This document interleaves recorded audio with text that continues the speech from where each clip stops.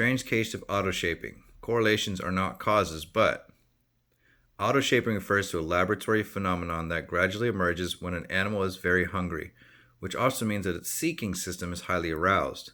When the animal is also exposed to a short, extraneous stimulus, for example, lighting up a key above a food tray just before delivery of bits of food, this predictive stimulus seems casually related to the animal getting its treat. A cool-headed philosopher might simply decide to wait patiently until each treat arrived, without getting all eager, full of anticipation, and thereby beginning to interact with the stimulus that predicts food. Such behaviors can in no way help alleviate hunger. Nevertheless, animals will gradually begin to interact with such stimuli almost as if they believe that such interactions would procure a reward. After repeated exposures to pairing like this, the animal, in this case pigeon, begins to peck at the key that would become lit before food delivery. Pigeons will persist at this activity long after the experimenter stops delivering food. Even though the pecking accomplished nothing, autoshaping has now been observed in all mammalian species that have been studied. It is clearly a seeking behavior because dopamine blocks the effects of autoshaping, and this has been a bit of a challenge for those who think animals will behave sensibly rather than emotionally. To our intelligent minds, which think in terms of cause and effect, it appears the auto-shaped pigeon has made a useful but delusional mental connection between pecking at the key and the food delivery. Perhaps it has. However, most behavioral investigators doubt that pigeons are clever enough to make such mental leaps. Then what accounts for the behaviors? It may simply be a matter of blind learning. Perhaps the pigeon does not think that pecking the key will ensure food delivery any more than Skinner's dancing pigeons thought that their dance would procure food.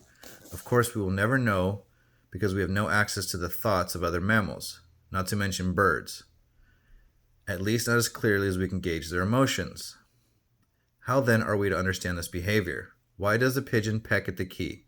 Well, it may become conditioned to be hyper-emotional, and generating superstitious behaviors is as good as a way to spend its time as any other in a very boring environment, especially when the experimenter is tempting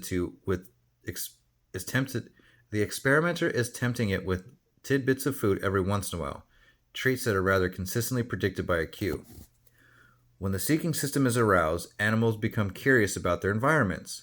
It appears that when a hungry pigeon sees the illuminated key, its curiosity is aroused and explores the key by pecking at it. In other words, seeking arousal causes people and animals to take notice of and examine any stimuli that might make them make sense of the world. Animals do not need to think that there may be a casual connection between extraneous stimuli and food delivery. Conditioned seeking arousal ensures that they will be curious about the environment in patterned ways. This curiosity is adaptive because sometimes there's extraneous stimuli are cues for resources. Indeed, in the world, such as insights might work, but not as often. For example, if a hungry pigeon in the park happened to notice and investigate some shiny paper on the ground, it might find a tasty remnants of potato chip.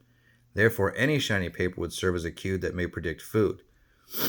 And the sight of it will arouse the pigeon's seeking system into focused approach and will interact with such stimulus. Auto-shaping and adjunctive behaviors will take place separately under strict laboratory conditions. In real life, however, auto-shaping and adjunctive behaviors usually go hand in hand. Animals engage in repetitive adjunctive behaviors, often using extraneous object, a conditioned stimuli on which they perform the adjunctive behavior. For example, the pigeon in the auto-shaping experiment pecked repetitively at the key, and the pigeon in the park probably pecked the potato chip packet in a repetitive way. Human beings also exhibit combinations of adjunctive behaviors and auto-shaping. Suppose your manager's been bossy and unjust, arousing your rage system. You want to have it out with him, but you put it off until the following anger has to remain in abeyance. I don't know that word. After dinner that night, you read the paper, hoping to distract yourself from the irritated preoccupation, and you notice the crossword puzzle, something you usually ignore. Tonight, however, you try your hand and become unusually engrossed. Staying up past your usual bedtime while you're doing the puzzle, you feel better and may enjoy the activity. However, once you put the paper away, you may think about your boss again and feel angry. In neuroscientific terms, your rage system is aroused because your boss is giving you a hard time. As far as we know, some seeking arousal initially accompanies all types of emotional arousal, and in this case, it may be the urge to plan strategies about how to approach your boss. However, because your boss has been accessible, your predicament is akin to that of a pigeon in the autoshaping experiment. The pigeon wants to satisfy its hunger by eating, and you want to satisfy your rage by giving your boss a piece of your mind. Neither of you has the means of doing what you want to do, so your seeking system and the pigeon's seeking system are aroused without the possibility of useful activity. Under these conditions, you and the pigeon perform adjunctive behaviors towards extraneous stimuli. The pigeon pecks at the key, and you work eagerly on the crossword puzzle. Perhaps this is a bit of a stretch, but hopefully the point is clear. It would be much more poignant and clinically relevant if we think of a spouse or opposed to an inanimate crossword puzzle. One might easily vent their anger to the wrong person. We like to have the feeling that we are controlling the world, even if we are not. Could this be the reason so many people pray, or why they go astray in the way that they vent their emotions on innocent bystanders? Later in this chapter, we discuss conditioned learning. We will again consider how autoshaping and adjunctive behaviors will play important roles in providing the circumstances that are necessary for learning to occur.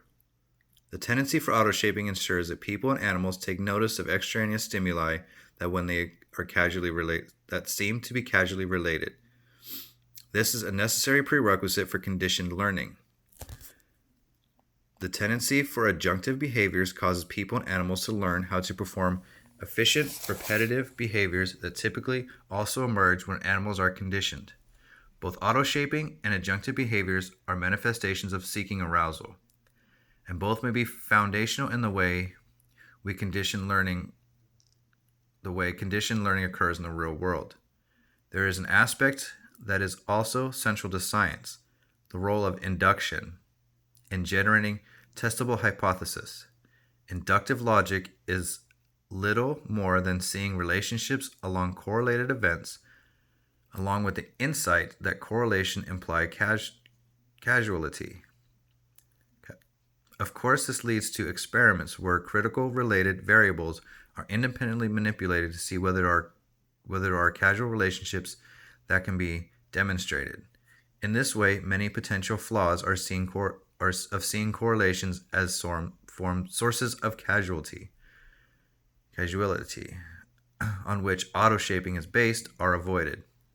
Predictions and testability save science from many of the false leads that inductive thinking can lead to. From observations that suggested the Earth was the center of our universe to potentially the power of prayer to change physical events in this world. This critical mode of thinking salvaged science from a seemingly endless circle of false beliefs, developing from an uncritical acceptance of the surface observations at face value that have often decharacterized human thinking and hence cultures.